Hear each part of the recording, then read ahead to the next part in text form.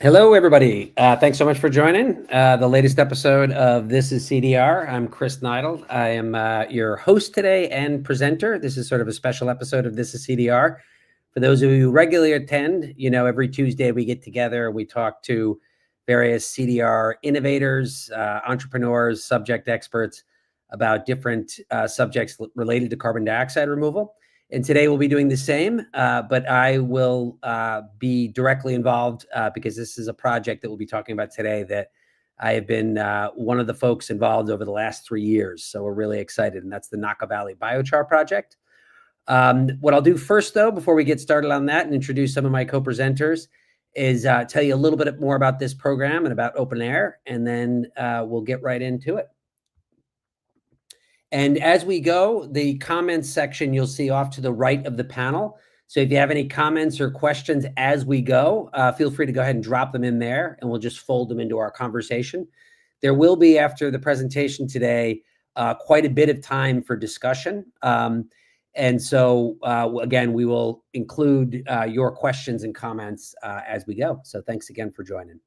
So just a little bit about Open Air. For those of you who are new to it, we produce this show. This is CDR. It's sort of a flagship program of Open Air every Tuesday. But Open Air is actually a much bigger network of CDR supporters and advocates.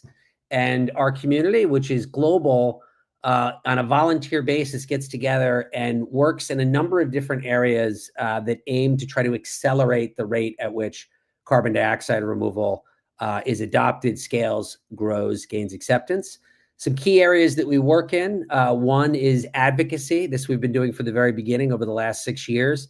Open Air has been one of the main drivers of policy development, particularly legislation at the state and municipal level in the United States.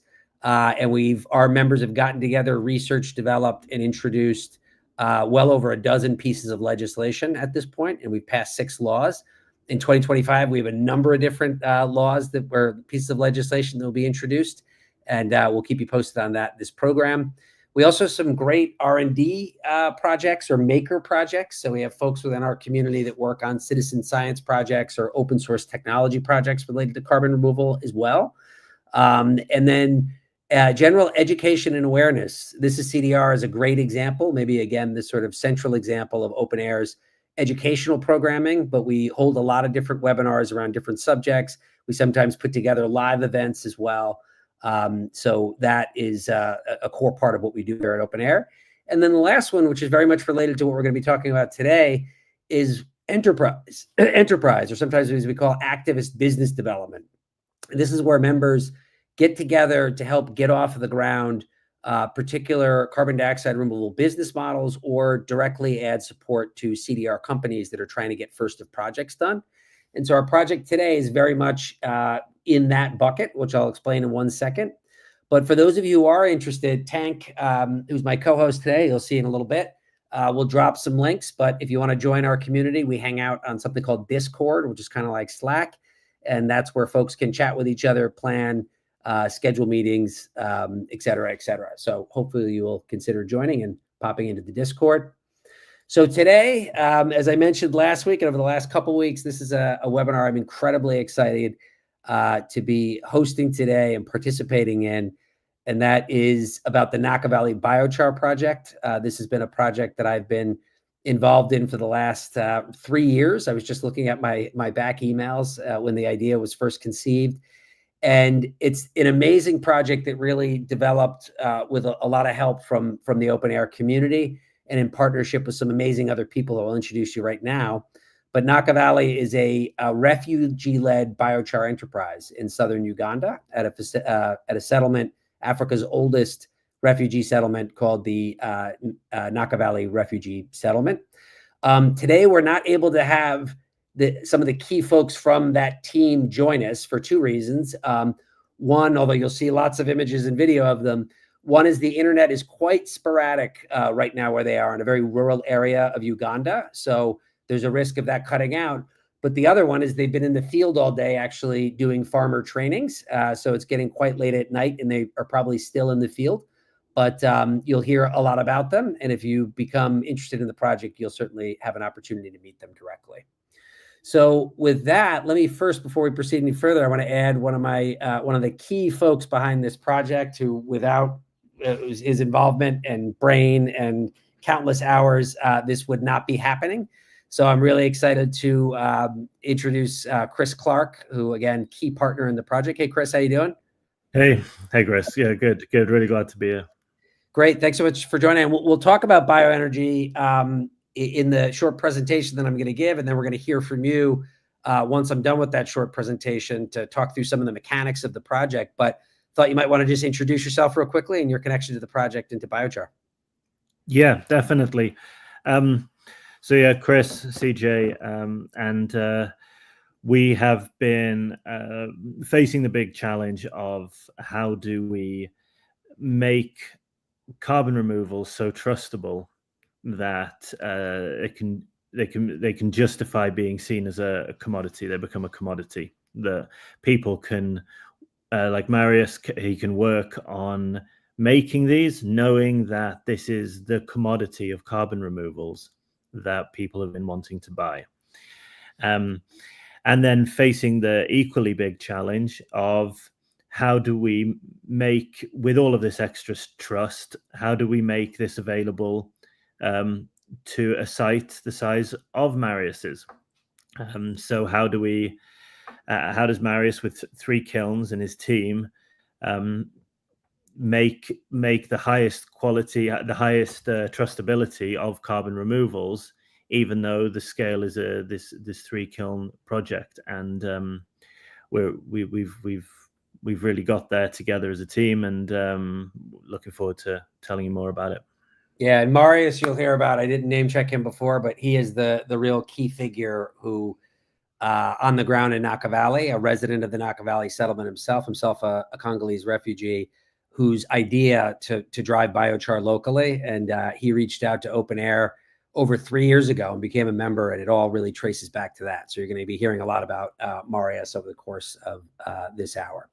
So I'm just going to go through. As I said, I want to give you some background. We have done some content and programming around Nakivale. This is the first time that this is CDR audience may be hearing about it. But what I thought I would do is I'd give you the full sort of background on the project, the objectives, what the model is, and what the history of the project has been up until now. And then Chris is going to talk a little bit more specifically about how the actual carbon crediting system works, how those credits are produced, and how they can be bought and sold. And that involves you. One of the goals of this project is to really democratize the ability for all sorts of different people to purchase carbon dioxide removals from a project like this. And I'm going to keep you, Chris, up on the screen because as I go through it, we might have some stories to tell as we go, or some clarification that I might ask of you. And again, please, folks, do ask your questions in the comments section. Once I look at done with the presentation, I'm going to be looking at those, and I can pull in relevant questions and comments as we go. All right, so let's go ahead and start with what the objectives fundamentally are of this project. And the key thing underlying all of it is to be able to provide biochar access in remote, what we call last mile rural communities in Africa. And in this case, we're starting, or really anywhere for that matter, but we're starting in East Africa. Biochar as a soil amendment can add to soil fertility and make soil more resilient for farmers, which is incredibly important, particularly in this area, because this is the most front line of the climate crisis, as we'll talk about in a moment. So biochar can have a mitigating effect for farmers that operate in that area. They're dealing with a lot of uncertainty and challenges related to their soil that's exacerbated by climate change. And then the other part is, in addition to allowing or instantiating biochar production locally, can we create a revenue stream for producers in the form of carbon removal credits, or as are called eco assets within this model? And so that's the fundamental thing, is to give access to farmers like Marius and his colleagues and neighbors who normally would have a very difficult time participating in carbon markets, as well as getting access to biochar production equipment, and most importantly, knowledge and training.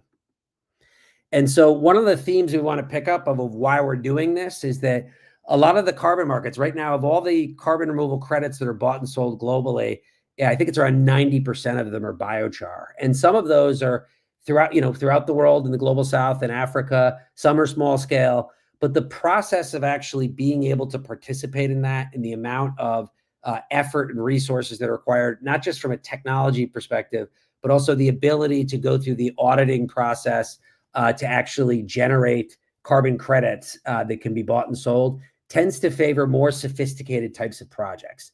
And so with this project, we want to shift that and to create access and expand again to distributed rural last mile farmers to allow them to actually be able to receive revenue for high quality biochar production.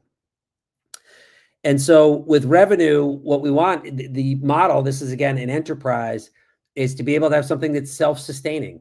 There was some grant money, or rather some crowdfund money, which I'll talk about, which got this first project going. But the model is really to create revenues that can not only sustain the operations of a growing enterprise like Nakivale, but additional revenues that can be reinvested back into the community. And there's already some really interesting and pretty amazing things that are happening on that front in Nakivale. And as I mentioned, the biochar, the benefit there is the majority of folks that live in this settlement are smallholder farmers. And so the biochar will be applied across, there's close to 80 villages that are actually within the biochar settlement.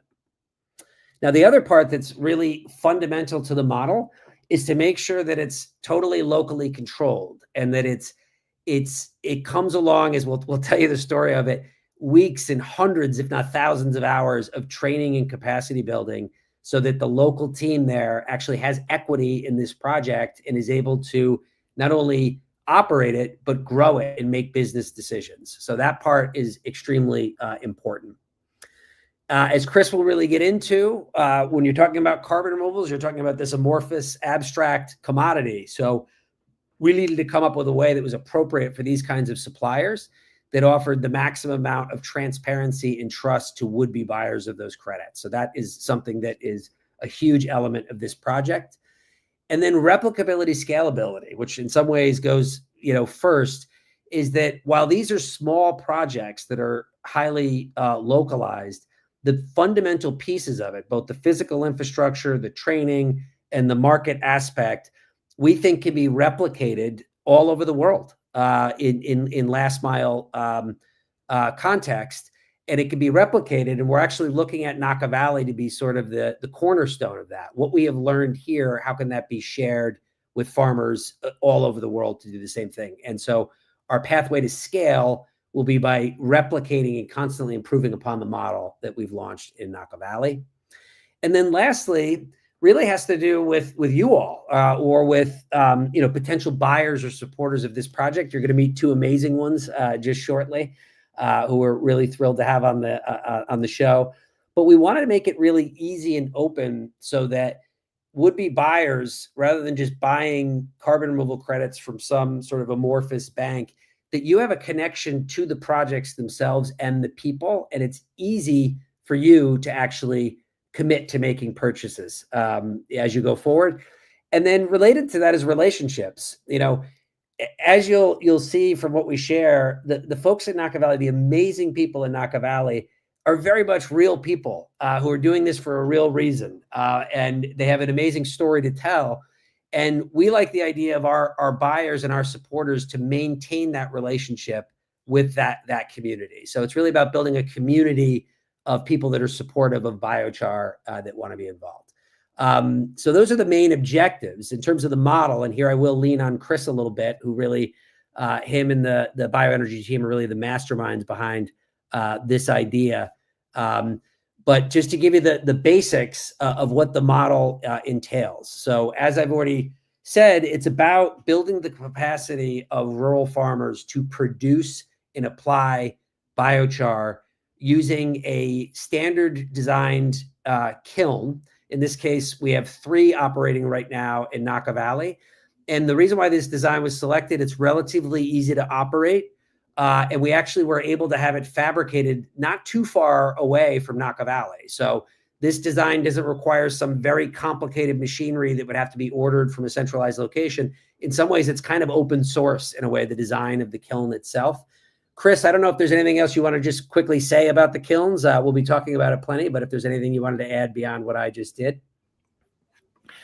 Yeah, that's exactly right. So the aspect that we keep having to come back to are the trustability, and to do it at this what's considered a small scale, we need to have as many consistent elements as we can, because the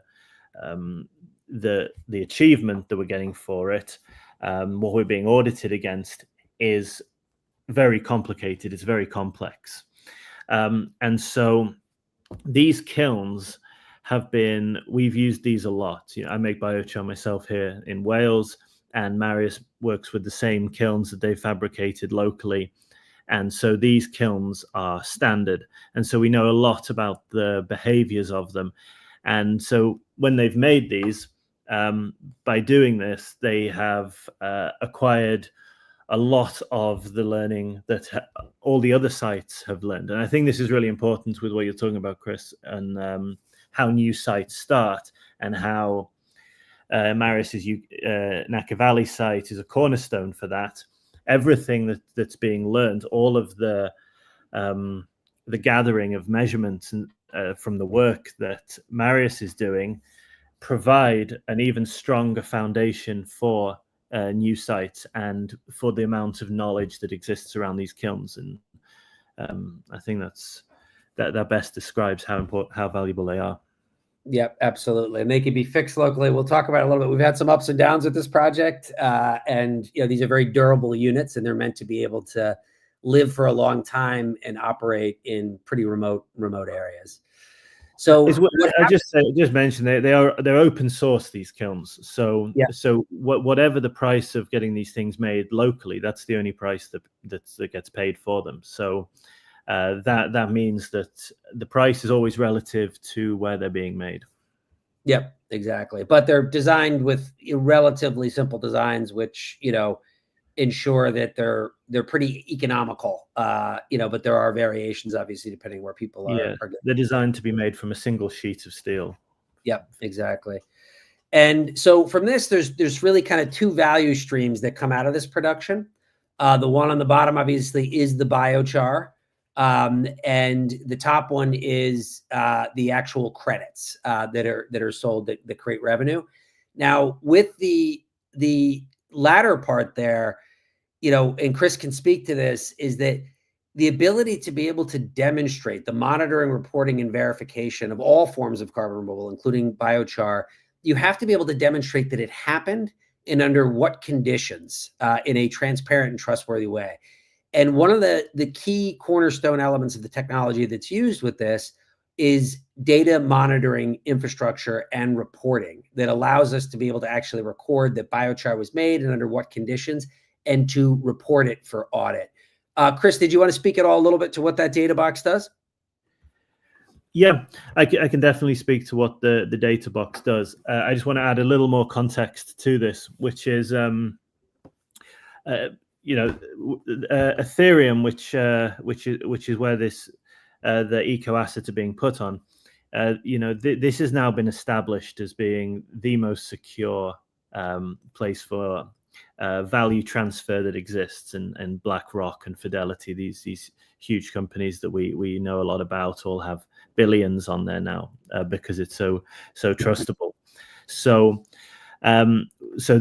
we need to make a trustable system to go with it, and you're absolutely right. This starts with the measurement equipment, and what we're trying to achieve, like you said, is to show what was made and how it was made, and that's just one part of it, because there's this ISO, which is the greenhouse gas ISO, and there's three parts to it, and it's a very significant document signed by 157 countries, and that lays out in a huge amount of detail how you have to demonstrate what you've done.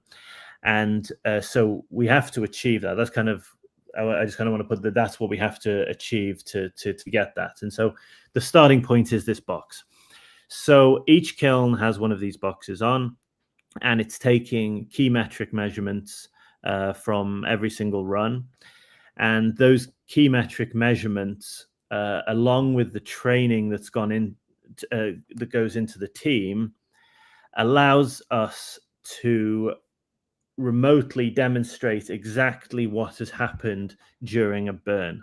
And that is one essential part of proving what has been, how much biochar and how much carbon has been removed. Excellent. Thanks, Chris. Some good questions here. Kevin asked just how much they cost. So in this area of Uganda, they were about $1,200 a piece to fabricate. And then there was some shipping costs. It's a very remote area that we're talking about here. So it was about $1,200 per each. And Sue, I'll get to your question in a minute about what was the biomass. So this ability to be able to monitor and report in real time that the biochar has happened, as Chris just said, is like a key sort of foundational piece of being able to do the MRV in a rigorous way. And the biochar is then going to be, again, as I mentioned before, I'll give you some more details on Nakivale in a moment.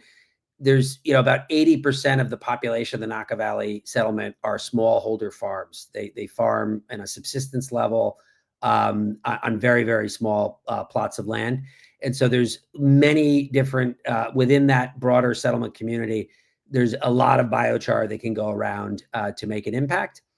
And then, as I said at the beginning, and we'll demonstrate this shortly, is that the creating an opportunity for people through our system to be able to buy credits that are directly minted or generated from the project on a monthly basis.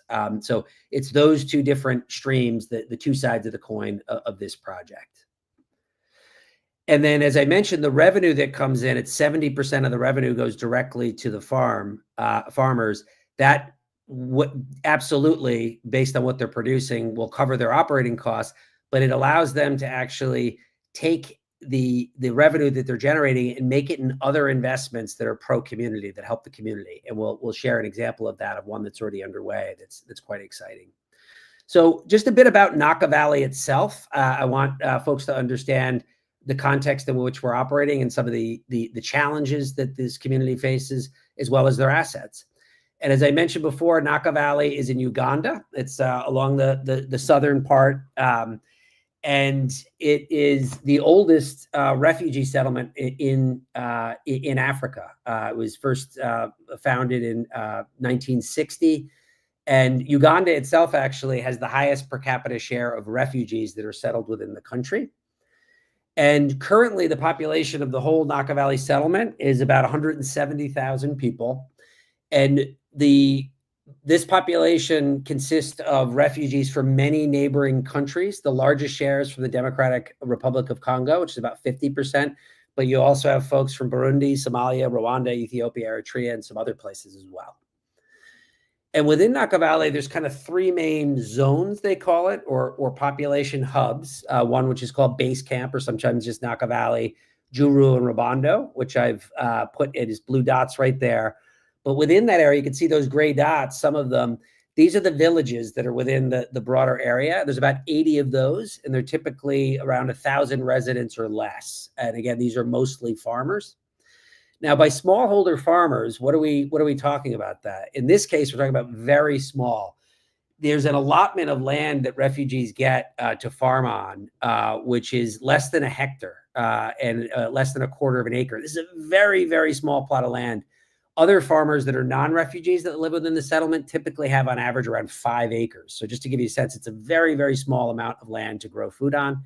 And the most common types of crops that are grown, beans, maize, onions, cabbage, potatoes, and there's also a few others as well that are more seasonal.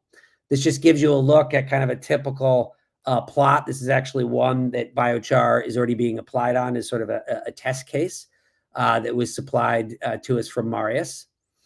And many of the challenges that they have, if you're a last mile rural subsistence farmer under any circumstances, that is a difficult and often insecure livelihood. But climate change is just in the last decade and 2 decades, hearing it directly from Marius, has really exacerbated a lot of those problems. It's contributed to, the desertification of the soil, the drying out, the denutrification of it, and it contributes to overall food insecurity. And particularly when you're operating on such small plots of land, that is a deeply difficult challenge to contend with. In addition, there's pests and disease management that the local folks have to deal with. And then to be able to have access to markets to sell additional crops beyond subsistence is difficult based on the location. So they're sort of economically cut off to a degree as well. So the project itself, to give you a quick history, and then we will again get into the demonstration of the purchase and take some of your questions. It's a really interesting one. I mentioned at the beginning, but it really all begins with Marius Iragi. And so Marius himself is a manager of agricultural programs within the settlement. He's done a lot of permaculture. He himself is a Congolese refugee who's lived in the settlement his entire life. You can see him there speaking to a group of children about biochar earlier this year. And he's been the real driver of all of this. As I told you, he joined Open Air about 3 years ago, just saying what he was doing. Can I help him out? And right around that time, I was independently talking to Chris and Lionel Clark, who were getting bioenergy off the ground at the time. And they were engineers who had this model, which we described, that they could see spreading. And they were looking for places that they could do early projects in, and they had already done some projects in Kenya. And so I very quickly looped in Marius, and we started to have a conversation about the possibilities of what might be able to happen in Nakivale. And another key person who's out in the field right now in Uganda, who's been sending me pictures and videos all day, is Sarah Nalima, who is a Kenyan herself, the daughter of farmers in Western Kenya. But she's a soil scientist who did her master's thesis on biochar in these very contexts. So Sarah serves kind of as our technical expert and field expert. And right now she's actually in Nakivale doing trainings, which I'll show you some pictures of, but she's been a key member of the team. And so the basic timeline, as I said, about 3 years ago, the group of us got together and started to kind of hatch a plan. Didn't know if anything, would necessarily come of it. And then when we decided that there was a real there after getting some more data on the community, the sort of willingness to participate, Open Air did a fundraiser, a crowdfund to raise for the 3 kilns, as well as some additional starting, operating, and training. And we were able to raise that full $10,000 from my community.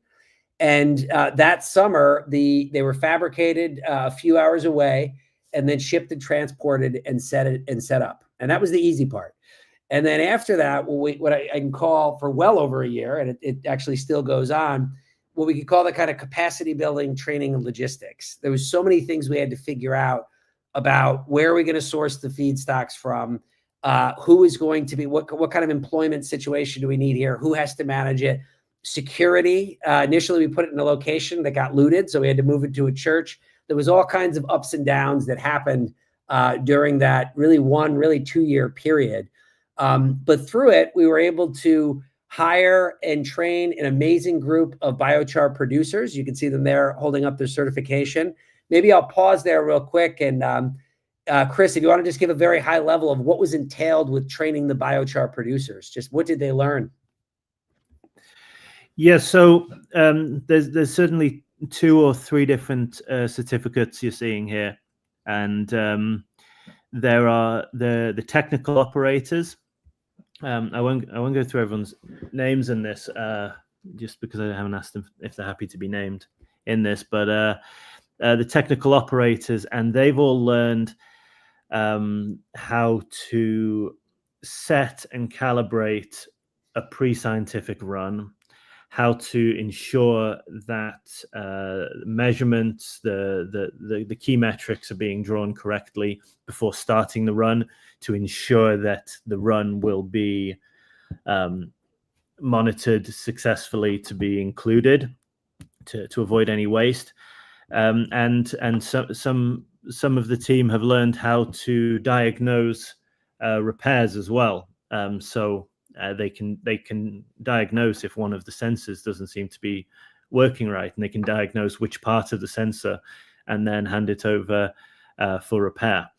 And then there's a second type of certificate you see here, which is about how to make the highest quality biochar. Not only make the highest quality biochar, but to maximize the quantity of biochar and to maximize the number of possible runs through the day by keeping that very precise. So those are the two. Then of course Marius is a site manager, a site manager certificate, which is about managing the waste and ensuring all the right stuff is in the right place and all of that. Yeah, and it's been amazing to watch. I mean, it's been hundreds of hours of production tweaking. So there's some very high skilled operators now within Nakivale that produce biochar every day. We're just under, I think, a ton of biochar production a day at this point. And the biomass, to make biochar, you need a form of biomaterial that can be pyrolyzed. And this we went kind of all over. The initial plan was to collect it from waste organics from the villages. There was many logistical issues that came up with that. It was sort of a suboptimal material. But it just so happened, and through Marius's real sort of scrappiness and persistence, that I think it's about 15 kilometers right outside is a eucalyptus tree plantation that grows eucalyptus plants to serve, various different markets. But in the production of that, there's always waste where there's pieces of it that are non-commercial or non-merchantable that can't actually be used. And what this plantation was doing is they were just putting them in piles and burning them before. So when Marius got in touch with them, they were sort of solving a problem where they could drop off this biomass a couple of times a month to Nakivale, which could be used as a feedstock. And this is a pretty ideal. This woody biomass is ideal from a biochar production. So now we've got really good, consistent streams of biomass to make biochar with. And then, as I mentioned, the training, I won't even get into it about how much time and effort and web connections and hours have been spent of honing the abilities of this team to be able to make biochar, but to be able to make it in a way, again, that can be certified of the highest quality. And then as we went through, to flash forward more to the present, back in the spring, we were really fortunate to, through a connection of mine who I'll bring up on stage right now, Josh Yu, is an old colleague of mine. Josh, if you can hear us there, if I have you on the right slide there. And he's splits his time between New York and Taiwan, but he was starting a company that is actually very related to it and loved the mission of what we were doing. And Sakharine came in and basically almost funded that entire crowdfunding target, which helped cover the cost of some additional equipment for weatherproofing and some operations before he started selling credit. So I just wanted to welcome Josh to the webinar. I knew you'd want to be here to celebrate, but if you want to just quickly introduce yourself, that'd be great. Hi, everyone. Honored to be here. So just want to quickly sort of do an introduction of Sakharine. Sakharine is a Taiwanese carbon dioxide removal company, and we're focusing on biochar as our initiating project in Taiwan. And hopefully by leveraging Taiwan's strength in manufacturing and operational efficiency, combined with learning to be more proficient in the carbon side of the process, that we can bring down the cost and of doing CDR projects and unleash the capital and finance to enable us to develop more CDR projects in Asia. So I've known Chris for a long time, have been admiring everything he does. So when I mentioned this project, I jumped on the opportunity to collaborate. Not only that this project is such a meaningful and impactful project, but Sakharine can also get to learn how to develop a more distributed project and make it financially viable, simply because we do centralized larger scale project. But in Taiwan, as it happens, we Also, in Southeast Asia, we have a lot of smallholder farmers. So hopefully by collaborating on this project, we can sort of replicate it in the region that we are based on. That's all. Thank you. Thank you so much, Josh. We could not have done this during this learning phase without you and the generous contributions to Saccharin. So really awesome to have you as a partner. And then next, I'd like to mention really kind of an old CDR sort of colleague and friend of mine who's been around CDR for really since the very early days, and who's Sylvia, Patricia Silva, who I can't remember how we even connected on this project, but you were sort of between sort of work projects, and you were going to Africa. And I said, hey, you got to go check out this project. And so Patricia actually went and visited the Nakivale project and met the whole team and saw how it operates, and then fell in love with the project. And as we'll say, she's going to be the first buyer of our credits before the end of this webinar. But Patricia, how you doing? Thanks so much for joining us. Very good. Thank you. Thank you very much. Super excited to be here. Great. And so again, we're in just a couple minutes, we're going to sort of demonstrate the buying side of it. And again, Patricia has the honor of being the very first purchaser. And I think what you're doing is offsetting your emissions from all your travel abroad. Is that right, Patricia? Yeah. So a quick summary of what I did last year. I decided to take a career break and just do a personal trip for 6 months, visiting Global South projects. And on that trip, because I'm just passionate about the carbon removal, and especially these type of projects that are massively impacted with the purchase of carbon credits, I decided to start visiting and programming my visit around these projects. And that's how I ended up in Uganda and visiting the first carbon removal project that I visited on this trip was exactly the Nakivale settlement one. Yeah, they were so thrilled to have you, Patricia. They sent me so many messages about how awesome it was to have you join. So quickly, I just calculated the emissions. I did an average of my flights and the emissions that I potentially emitted over the 6 months, and decided to gather all of that and offset it with this initial projects. I think I would have way more impact on this project than any other that I saw on this trip. Thank you so much, Patricia. We'll show live exactly how that works. So drum roll.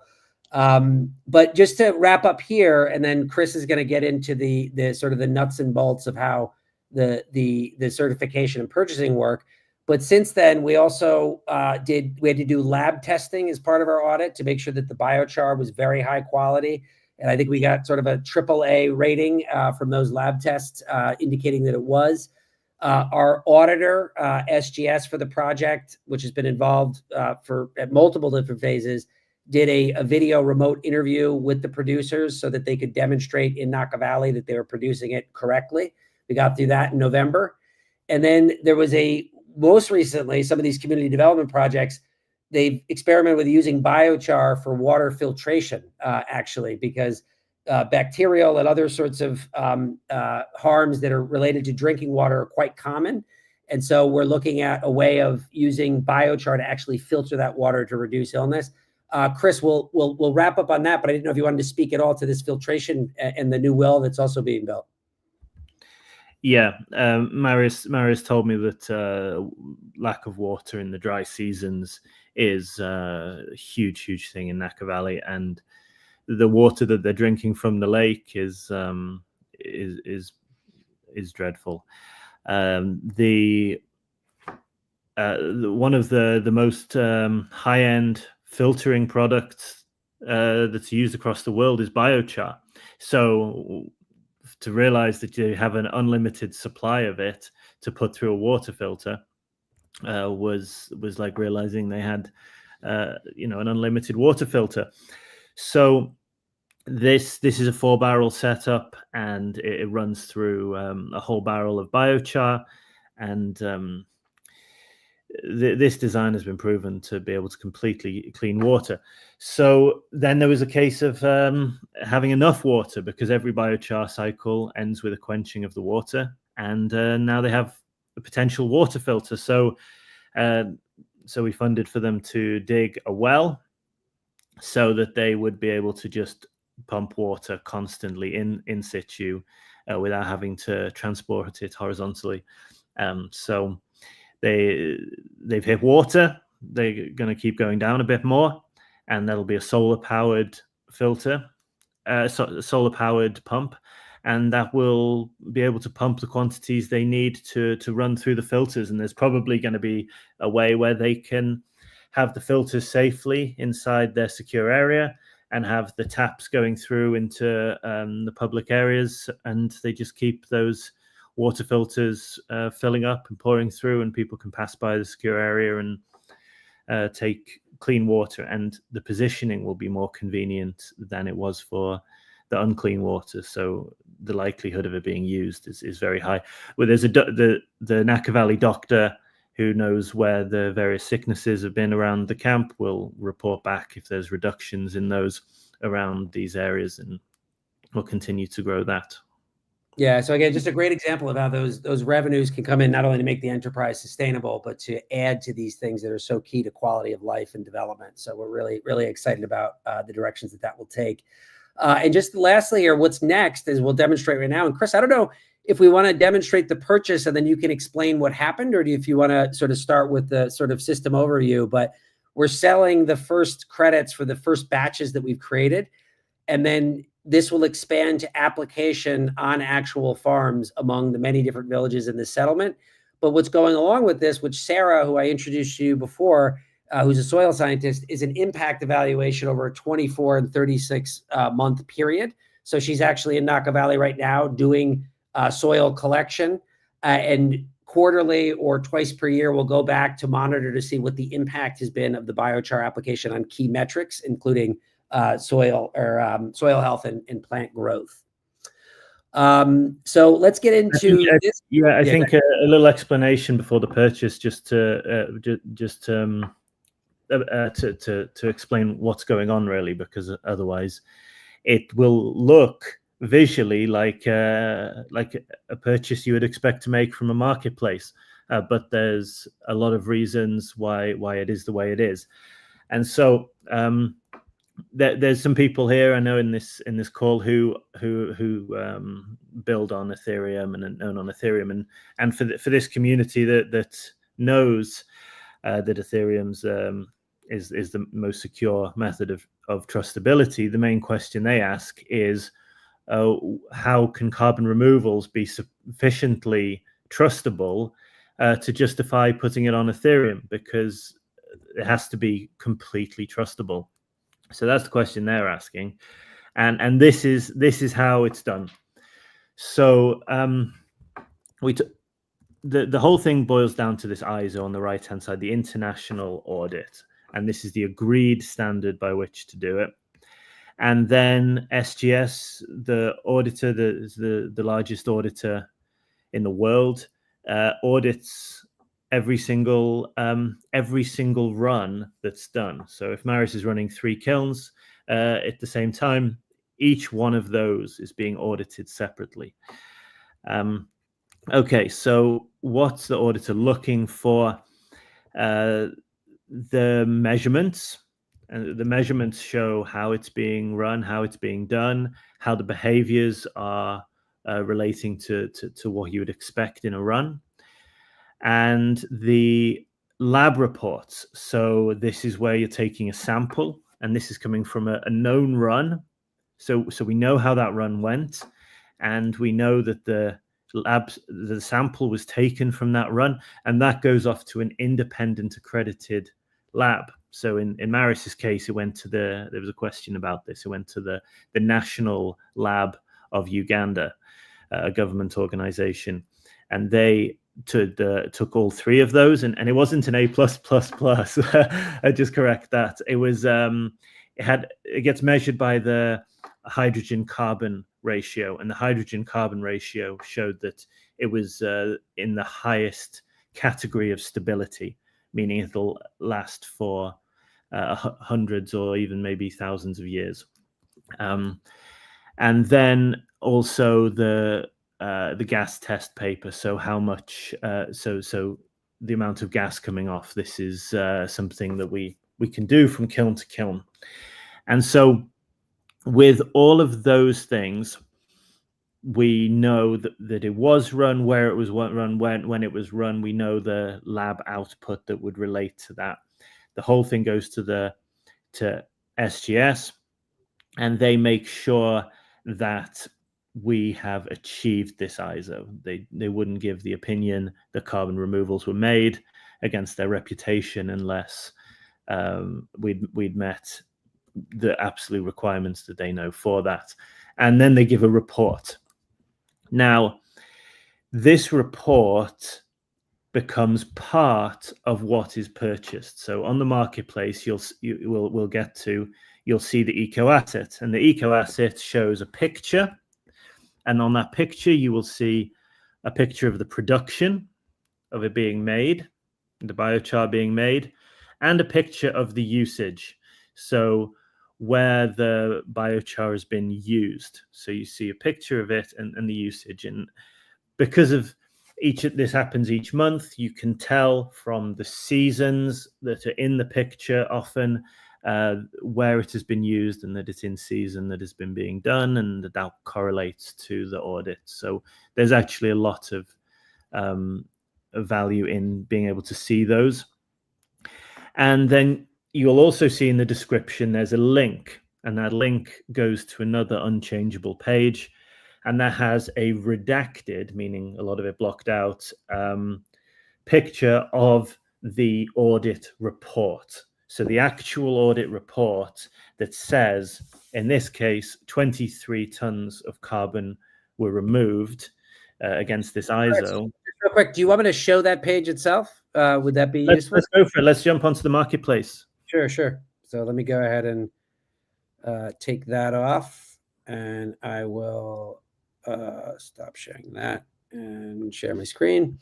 All right, so it should pop up right here. Great.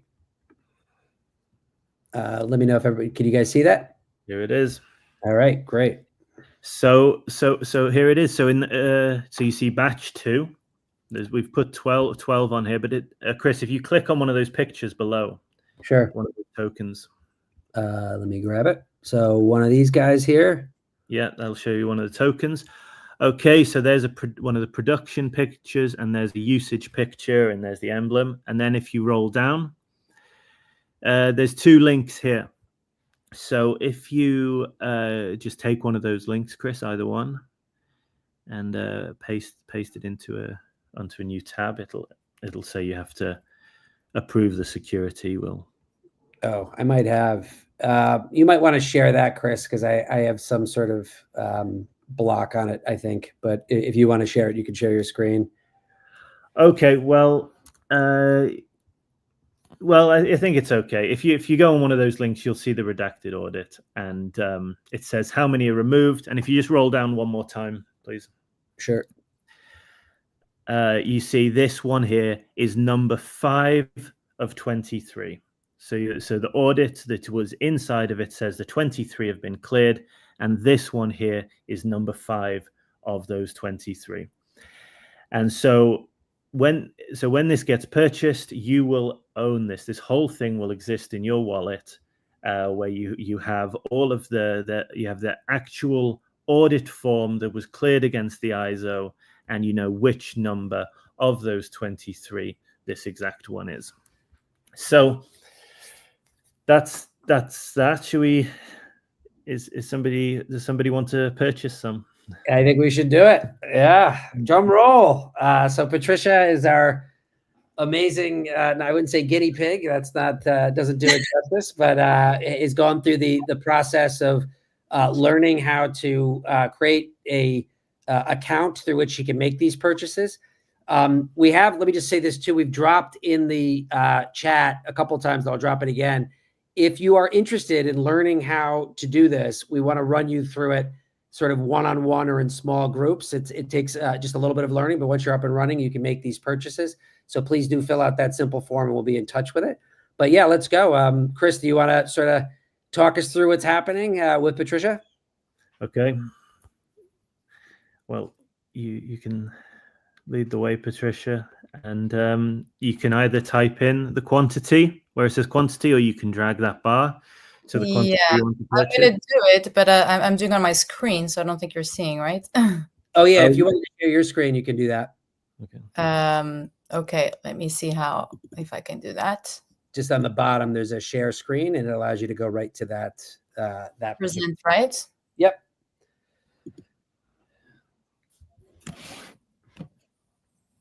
And as soon as I see it come up, I'll share it on the screen. There Okay. we go. Is that okay? Yep. Here we go. Wonderful. So yeah, I opened the website here. I was able to see both batches, and I was playing around here with a quantity, and I was talking about the volume of carbon that I believe I emitted. It was around 6 tons, and this is what I'm gonna offset now. So this looks very intuitive. So let's see if it's gonna work. I have the balance on my account, so it should function well. Tic tac. Okay, so this is going to be asking you on your wallet to sign it now. So if you check your wallet, if it's on your phone or if it's on your computer, you just open that. My wallet. You can also do it on your desktop. Yes. Yeah, give me a second.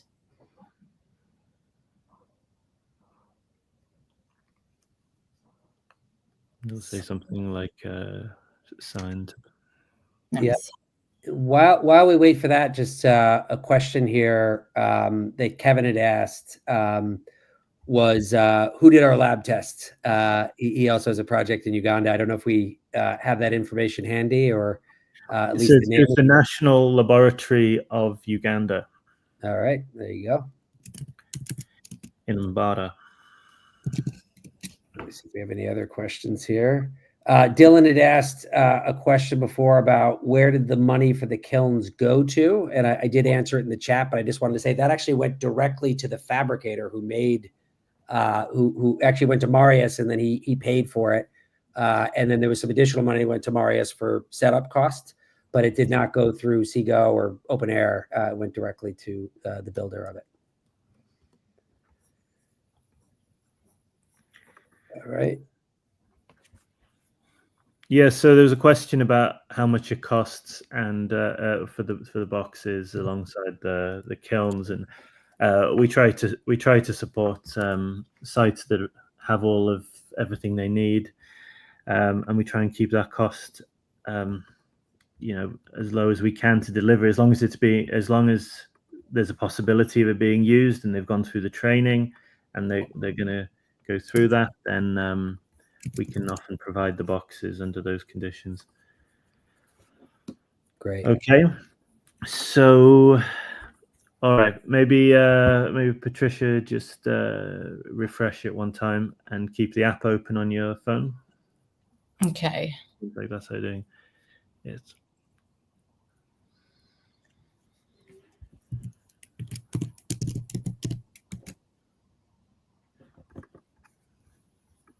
See if there's other questions here. All right. So maybe Patricia, it might be easiest if you just go onto EcoTrades in on your phone, and then you'll be able to go on there and sign it on your phone.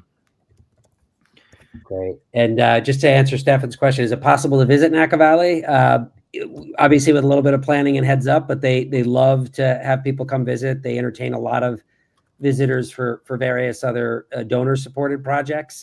Sylvia, again, was able to make it there in one piece. So I'll put my email into the chat. And Stefan, if you're interested in setting something up, I can help you coordinate that. Okay. I'm gonna try again for my phone. Yeah, so we won't be able to see it on the shared screen now, but it'll. All right, Should I stop sharing then? You can. Yeah, sounds like that. Chris, do you want to just share the marketplace again? Yep. Here it is. So if anybody wants to know more about how any of these things work, the about eco assets and the about contain a lot of information. Everything on the marketplace. Yeah. So right up on the top, you marketplace. see about eco assets. Here's a quick question from Sue. Chris, is I think it's like a 1-to-5 kind of ratio, but per ton of biochar, how much of CDR is removed? That's a very good question. It's actually there's quite a few calculations that go into it that the auditor has to check all through, and it follows a methodology that has 77 pages. But basically, there's deductions for stability. There are deductions. There are multipliers for the carbon weight. But you can pretty much say that 500 kilograms of biochar will make 600 kilograms of carbon removal. Yeah. My WhatsApp's not working. Okay, 1 second. I have to write here. I don't think my messages are sending. Click this. All right. So while we're doing that, is this this might be in your hands at this point, Chris? But I also did want let's do something else for Sylvia to do immediately. But you wanted to give a little bit more detail, I think, on your trip because again, it's valuable to us. I've never been to Nakivale, but just curious, Patricia, if you had anything else to sort of share from that experience. Me? Yes, yeah. For sure. Like yeah, just a quick 1 minute. So I went there. I took a few hours of detour of my trip to get to this refugee settlement, like really in the middle of nowhere. And I was super admired by the sheer force of Marius, who set up this project from scratch.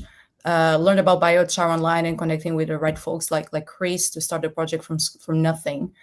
And being there, one thing is like to hear about it here on a video streaming. The other thing is being there, talking to the people, touching the project, and see the sheer impact of it. When I was there, they were doing the pilot. They already had a control plot and a biochar enriched plot, and it was striking the difference in terms of the yields, and especially the difference that this more volume of food can bring to this settlement. These are people who live on food stamps on the day. They don't have jobs. They don't have any prospects of developing their careers or anything. So giving them access to more food, to creating more projects like this, to learn, to educate, especially the young people. Marius, when I went there, he was with 3 young refugees who had been already trained. And he was very much focused on, educating the youth there, to giving them access to more opportunities there, and also growing the project, expanding the project from his small community to other communities around the settlement. And it was amazing. He's such a self-starter, and like if we can promote and support more projects like this by purchasing this type of credits, it's very important. These type of projects cannot fit into a pure type certification. So creating a certification like this that can really help grow and scale up these projects really has a massive impact on these communities. And that's why I love these projects, and I really want to help and support. And I hope you guys understand why. And I saw one of the questions about wanting to visit the projects. Please visit, support them, and you're going to feel the impact on yourself as well. Yeah, I can't say enough about Marius. We will have him on. Those of you who become supporters, you will meet him for sure. Just today wasn't the best day, but he just can move mountains to make things happen, and with almost zero resources. So it's an incredible community, an incredible effort he's put forward for that. I don't know if there's a little bit of a delay, Chris, in that registering on the marketplace, but let me know if there's a status update there. Otherwise, we are at time. One thing I wanted to just put in there, I put my email in there. If there's other questions that people want answers to, you can email me directly. I also want to say it looks like 9 people have signed up for that forum, which is fantastic given the size of this audience, to find out more about purchasing. Some folks did mention in the chat about other partnerships. We look at this as certain communities almost adopting other communities as purchasers. So whether it's the Rotary Club or your church or your school or a friend group, that's the kind of level we're operating on in terms of building networks of support for this. So do fill out the form if you have a question related to that, and we will follow up with you immediately on some next steps and possible ideas. All right. It sounds like it looks like Patricia's have bought. They've bought, and let me go ahead and there's a 12-second update time on. Okay, but they've gone through as far as you can tell. Yeah. All right. Yes, the confirmation that the transaction was made, and I have Fantastic. my tokens. Excellent. Well, again, Patricia, thank you so much for getting us started here. Really awesome, and really excited to have you as part of this community that will be following. This is just the beginning, obviously, and how do we spread it to other places? But with that, hopefully this gave people a taste of what we're trying to do, and it gives you an opportunity to reach out to us, because again, we want to build a world of people here that if they want to remove carbon or if they want to support small scale farmers, this is an amazing opportunity to directly do that. So please do either be in touch by email or fill out that form. Chris, these are people who are usually excluded from any kind of carbon removal plan, and we're including them back in it big time. Yeah, absolutely. Excellent. Well, thanks everybody for your very warm comments there, and hopefully this was good. But again, this is just the beginning, and hopefully we can take some of you along with us to promote this and support the work. There's just 6 left on the platform, so if anyone else is ready to buy them, then go I'm going to buy a couple right now. If I was a little more of a multitasker, I would do it, but we'll get a couple more in there. But we've gotten started. We're on our way. Marius saying he's received it in his wallet. Oh, wow. Okay. So that's how quickly it works. So now Marius actually got that revenue share from that quickly. So that is amazing to see that piece of it there. So anyway, I'm thrilled that we've gotten to this point. Again, we'll be in touch with further updates, but I want to thank everybody here who joined and has contributed. You're looking at some people here that have made some extraordinary contributions to this project, Chris, chief among them. So Chris, thank you so much. Wonderful to have you as a partner on this. So what I'll do, just to kind of sign us off, we will be back next week for This is CDR. We're sticking with biochar. Next week, we're going to have some representatives from some municipal biochar projects in the United States, from Minneapolis, Minnesota, and Lincoln, Nebraska, who are operating municipally run biochar programs. So they're going to talk a little bit about the history and workings of that project in the future. And then the following week, we are going to have go back to East Africa, where we're going to have one of our favorite companies and members of the open air community joining us. So that is Octavia Carbon, which is Sub-Saharan Africa's first homegrown direct air capture company that is an all Kenyan team. And they're actually building a direct air capture project right now in the Great Rift Valley. So they're going to have a lot to share. I think Sylvia's probably swung by their office in her travels as well. Everybody loves Octavia Carbon. So you'll hear the latest from them on that project. And that'll be up on our Luma by the end of today. So thank you everybody again for joining us. And hopefully this was educational, and we'll see you next Tuesday. Thanks everybody.